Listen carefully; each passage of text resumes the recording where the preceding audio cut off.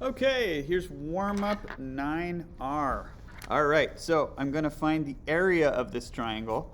If I had a right triangle, I could just use 1/2 base times height. But you need your base and height to be perpendicular. So yeah, it's true. You could draw in a height like this, and you can actually solve it. But it takes a little time. But in this situation, when you have two sides and an included angle on any triangle, when you know two sides in the included angle, you can use what I call the SAS triangle area formula.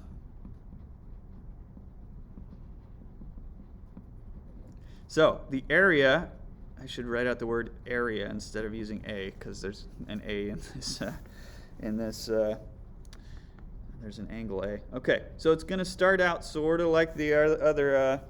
It's going to come from 1/2 base times height.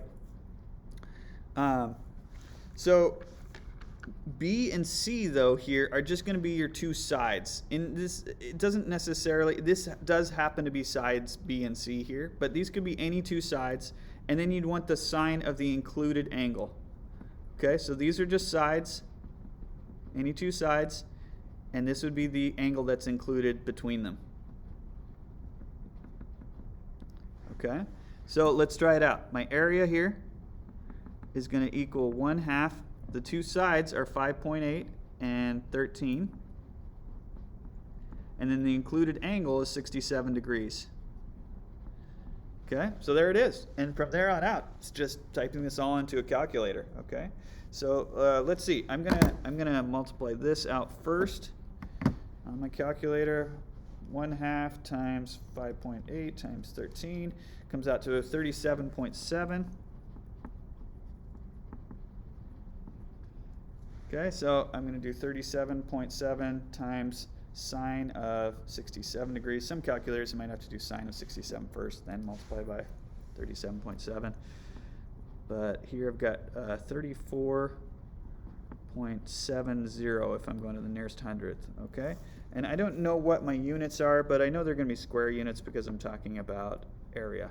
Okay, I don't know if it's meters or miles or whatever. Okay, all right. Okay, all right, there's another formula that I'm going to use on the next two problems, and that's called the law of sines. Okay, here's the law of sines. Any side, let's say side A, if I put that over the sine of angle A, that's going to be equal to side B over the sine of angle B. And that's equal to C over sine of angle C. Sorry, I ran out of space. Okay, that's the law of sines. I'm going to use that on the next two problems. So I can't use SOHCAHTOA on these problems because they're not right triangles as far as I know. Well, this one's definitely not, and that one I don't know. And I don't have enough for Pythagorean theorem. Again, Pythagorean theorem, you need right triangles. So then I'm thinking law of sines. And there are cases when law of sines won't work, and then you could use something called the law of cosines. But the law of sines is going to work great here. Okay, so what you want to do is find an opposite pair. So you have to know, first off, that side C is going to be across from angle C. So the 20-degree angle is across from, this would be side C, and that's supposed to be a lowercase c. Okay, so we use uppercase for the vertices, for the corners, and we're going to use lowercase for the lengths of the sides. So side A is across from, angle A is across from side A, and angle B is across from side B. Okay, so this says solve for side B, so that means I'm definitely going to use the B's. I'm going to use that opposite pair. Okay, so I'm going to take that part of the law of sines. So I'm going to say B over the sine of angle B, and angle B is 131 degrees. Okay, so those are what I call my B's. Okay, and I don't have to write out all three fractions. In fact, I don't want to do that. I just want to choose out one other part. So I'm thinking, well, am I going to use the A's? Well, if you look at the A's, you don't know either one of them, so that's not going to help you. But with my C's, I know both of them. Okay, so then I'm going to take the C part from the law of sines. So that would be side C, which is 8, over the sine of angle C. Sine of angle C, so that's the sine of 20 degrees. Okay, and now if you look at this proportion, we've only got one variable, so we should be able to solve this for b. And we're going to do that by cross multiplying. Okay, so then I'm going to get b times sine of 20 degrees. Sometimes I see people put sine of 20b, but don't do that. Don't multiply the inside of the sine function by b. b should be out front like this. It's going to be a coefficient, okay? And then same thing with the 8. The 8 will go out front of sine of 131 degrees. Okay? Now I want to solve this for b, so my next step, well, you could start putting things into calculators to make decimals out of these, and that's fine if you want to do that. Okay, but I'm doing this to get the b by itself first.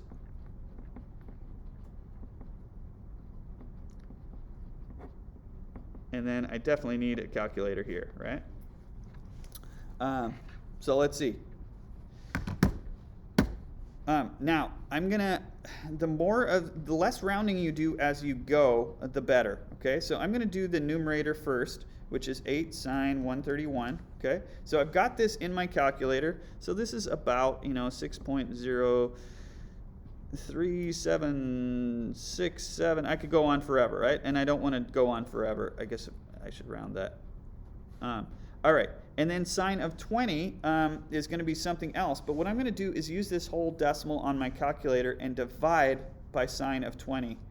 Because the less rounding we do as we go, the better, okay? So this should come out, and ultimately I'm going to the nearest hundredth. Then at my final answer, I do have to round it. Okay, but if you round it too much as you go, so let's put in sine of 20. So that's about 0.342. Okay, and some people might say, oh, it's 6 divided by 0.3. So let's try that if we rounded that as we went, 6 divided by 0.3. And you can see it rounds, then my answer's a little bit off. So the less rounding you do as you go, the better. Okay, so another way that you could put this in would be using parentheses if you've got the capability to do that on your calculator. So that's the whole numerator, okay? And then I'm dividing by, and you don't really need to put the bottom in parentheses, but I'm going to do it just to be safe, to make sure my calculator doesn't get confused. And then I've got a pretty good answer, and now I have to round my answer a little bit, but this is much more accurate than 20, right? So if you are going to round, if you can't use parentheses, the more decimals you use, the better as you go, okay? All right, same kind of deal. So I'm thinking, okay, this is angle A. That means this would be side A. I'm not even going to bother marking side B, but it would be up here. And then across from angle C is side C. So I'm dealing here with the A's and with the C's, and we're looking for angle C, okay? So I'm going to use the A part of law of sines and the C's. Okay, so for my A's, I've got 12 over sine of 40 degrees. By the way, some people have the law of sines whole thing flipped upside down. That's fine. You can put the sine of the angles on top and the sides on bottom, but you have to be consistent. So then I've got the side on top and the bottom sine of angle C. I don't know what angle C is, so I'm just going to leave that as sine of C. So I'm solving for C here, and remember C is going to be an angle. So I'm going to figure out how many degrees this is, okay? So let's cross multiply. To start cleaning this up, that'll get rid of the fractions at least. So 12 times sine of C is going to equal 18 times the sine of 40 degrees. Okay?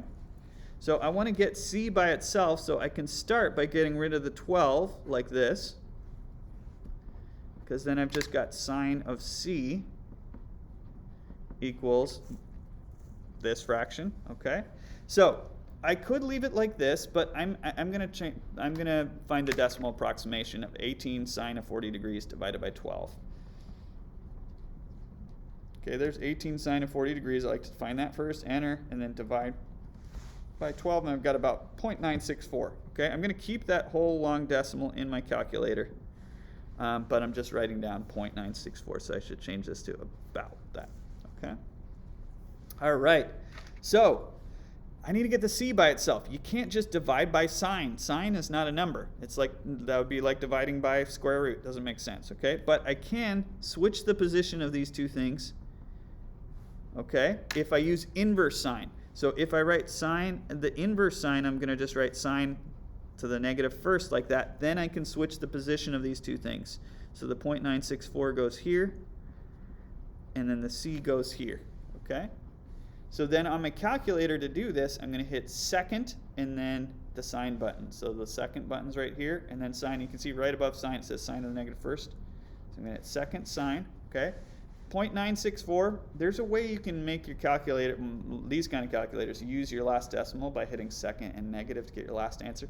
But let's say you don't have a calculator like this. Use as much of that decimal as you can, and we can always round our final answer, but the more of this you put in, the better. And then I'll round that to the nearest hundred, so that's going to be about 74.62. Okay, and that's the measure of that angle, so this should be in degrees. My calculator is in degree mode, and also my other angle's in degrees. Okay, and there we go. All right, that's the end of the warm-up, and I'll see you next time.